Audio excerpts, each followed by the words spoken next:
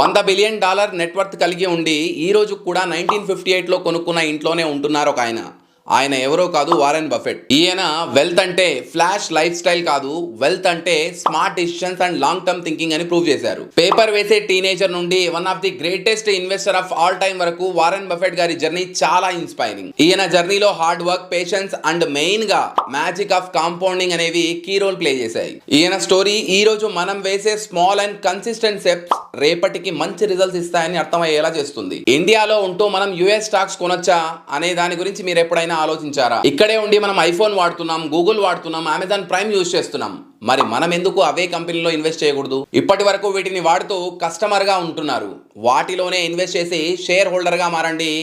వాళ్ళ సక్సెస్ ని మీరు పంచుకోండి. యూఎస్ స్టాక్స్ లో ఇన్వెస్ట్ చేయాలి అనుకుంటే ఐఎన్డి మనీ మీకు హెల్ప్ చేస్తుంది. ఐఎన్డి మనీతో మీరు చాలా ఈజీగా యాపిల్, గూగుల్, అమెజాన్, నెట్ఫ్లిక్స్ లలో తక్కువలో తక్కువ $100 కూడా ఇన్వెస్ట్ చేయొచ్చు.